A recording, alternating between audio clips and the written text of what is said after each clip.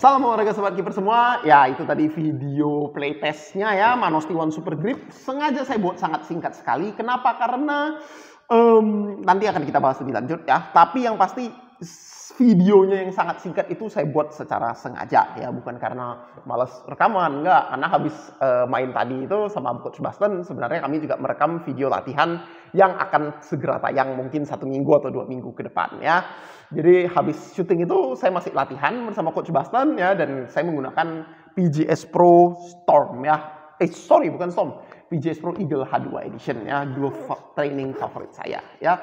Langsung aja kita mulai bahas ya, Manos T1 Super Grip ini. Jadi alasan kenapa saya tidak melanjutkan latihan dengan menggunakan Manos T1 Super Grip ini itu karena satu, glove-nya sangat lengket sekali ya, yang artinya sebenarnya kalau saya latihan menggunakan glove ini itu saya tidak banyak berlatih sebenarnya. Saya tidak banyak belajar, tidak banyak mengasah teknik catching saya. Kenapa? Karena banyak sekali terbantu oleh kelengketan glove ini ya. Lalu yang kedua adalah glove ini durability-nya menurut saya ya kurang baik ya. Kenapa seperti demikian ya? Jadi pertama kita harus cek dulu, lateksnya ini adalah kontak lateks ya. Kontak lateks kita tahu gripnya itu datang dari dua hal ya. Yang pertama itu dari sesuai namanya kontak lateks ya, dari fakta bahwa dia bisa menempel lengket ya ketika bersentuhan ya, makanya namanya kontak lateks karena sifat khususnya itu ada di kelengketan ketika dia kontaknya ya. Dan yang kedua, untuk kontak lateks sekalipun glove ini memiliki kelembutan yang luar biasa. Jadi rasanya ini soft sekali ya. Saya udah bandingkan glove ini ketika saya tekan, saya bandingkan dengan X Apollo, ini ya GK Pro Camo Range, dan juga Xavier Sport Ultima, ini Zio Pro 2. Dan menurut saya ini latex yang paling lembut di antara semuanya ya. Latex yang semakin lembut itu membuat ketika bola datang, bola itu tidak akan membal ke depan ya. Kamu bayangin aja kalau misalnya dinding itu ada bantal ya, dengan dinding gak ada bantal, pasti pantulan bola akan lebih jauh dan lebih kencang ketika dinding gak ada bantal, benar ya? Karena semakin empuk, bantalan itu akan bertindak seperti pelapis ya, yang akan menyerap sebagian energi dari bola. Dan latex di glove ini bertindak persis seperti itu ya.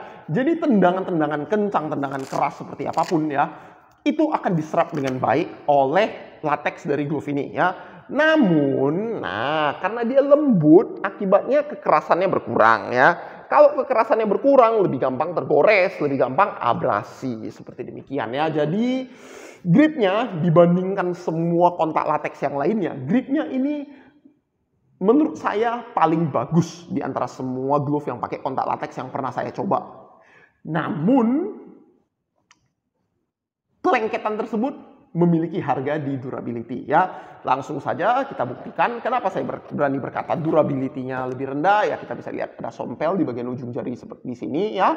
Lalu di seluruh bagian jari, saya nggak tahu ini bakal terekam dengan baik atau nggak di kamera ya. Ini saya belum cuci glove-nya, masih dengan kondisi setelah latihan ya. Itu ada abrasi ringan di hampir di seluruh ujung jari ya. Abrasi ringannya sendiri tidak ada masalah ya. Kalau kamu sudah gunakan katakan mungkin beberapa sesi latihan ya, tapi glove ini baru saya gunakan untuk 2 sesi permainan dan 1 sesi latihan super singkat seperti yang sobat kiper saksikan ya. Jadi jumlah shot yang ditahan oleh glove ini itu jumlahnya masih sangat terbatas sebenarnya. Karena kalau bertanding mungkin kamu cuma akan menahan sekitar berapa? 10 shot aja udah kebanyakan ya. Kalau kamu tambah pemanasan mungkin sekitar 20 ke 30 shot ya, atau mungkin 40. Tapi nggak akan bisa tembus 50. Nah, sedangkan di latihan kemarin ya sangat singkat sekali. Jadi menurut saya track record glove ini untuk nahan shot itu sebenarnya masih pendek sekali. Namun sudah ada tanda-tanda abrasi seperti demikian ya.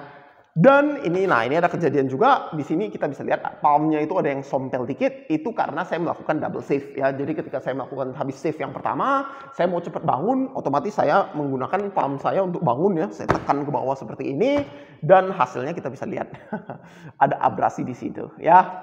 Dan tentu saja di sisi seberang ini kita bisa lihat di ujung-ujung jarinya itu ada abrasi ya. Jadi glove yang sangat lengket sekali ya, namun ketahanannya kurang baik seperti demikian ya. Kalau saya boleh membandingkan ya, menurut saya di kondisi kering, kondisi ideal, Manos T1 Super Grip ini, gripnya ini bahkan bersaing dengan Fat Venom Altus yang menurut saya memiliki grip paling baik sejauh ini ya.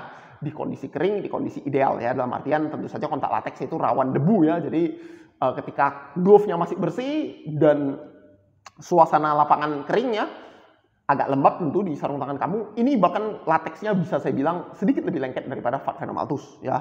Namun, ketika sudah mulai berdebu dan ketika sudah mulai kalau basah nggak usah ngomong ya, kontak lateks pasti ada penurunan performance. Nah, itu gripnya tidak sebagus Fat Venom Altus dengan kondisi tidak ideal seperti demikian ya. Dan tentu saja durability juga di bawah ya. Bahkan dibanding kontak lateksnya, durability-nya juga di bawah ya. Nah, tapi itu saja mengenai lateksnya. Kalau dari segi kenyamanan, menurut saya ini adalah light glove ternyaman yang pernah saya pakai ya. Seperti yang saya ucapkan sebelumnya di video review, rasanya ini seperti second skin atau kulit kedua. Jadi seakan-akan glove ini tuh seperti extension dari tangan kamu keluar ya. Jadi buat kamu yang sangat senang dengan feel menangkap di ujung jari, ya ini glove yang sangat cocok untuk kamu ya. Dan nggak usah khawatir dengan bang, tapi seperti yang abang bilang, saya takut cedera nih bang kalau saya menggunakan glove seperti ini gitu. Nah, daya redam lateksnya ini sangat bagus ya, dan body neoprene-nya juga sebenarnya memberikan padding meskipun tidak seideal kalau misalnya punya lateks di bagian belakang ya. Jadinya kalau kamu sudah sedikit berpengalaman, udah jarang terlekok gara-gara bola kena seperti ini ya, yang langsung bola kena jari di kondisi seperti ini paling bahaya itu. Glove ini bisa menjadi pilihan ya. Cuma saran saya adalah jangan gunakan ini untuk latihan ya. Kalau kamu punya 2 atau 3 glove dan kamu suka merotasi glove kamu ya, dalam artian ada glove tanding, ada glove latihan, ya silakan gunakan glove ini sebagai glove tanding kamu ya.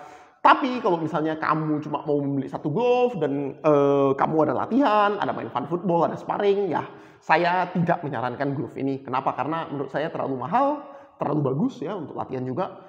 Tapi resiko abrasinya cukup tinggi ya, seperti demikian.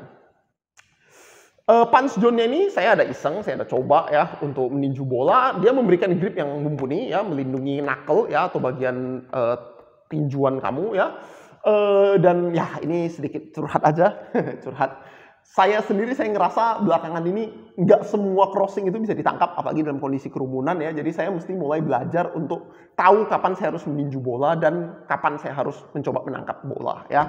Karena selama ini mental saya kalau dalam bola crossing itu adalah selalu pengennya ditangkap, tidak pernah mau ditinju ya. Tapi dalam kondisi kemarin ketika latihan ketika main ya, ada kondisi di mana saya loncat untuk nahan crossing, terus si strikernya ngotot, kami tabrakan di udara ya. Untung waktu itu pelanggaran. Tapi gimana jadinya kalau misalnya dalam kondisi kerumunan, wasit biasanya belum tentu pelanggaran ya, meskipun kiper dilanggar dengan kondisi kerumunan rame. Nah, di situ daripada saya mencoba nangkap terus akhirnya bolanya fumble atau jatuh di kotak penalti, mending saya langsung tinju ya. Jadi itu adalah aspek menjadi kiper yang menurut saya perlu saya tingkatkan lagi ya. Oke ya, saya rasa itu saja review saya mengenai glove ini ya, glove yang sangat hebat. Sayang ada kekurangan yang menurut saya cukup pantas ya, karena gripnya ini luar biasa sekali ya. Oke, saya rasa itu saja Sobat Kiper untuk hari ini. Salam olahraga, sampai jumpa.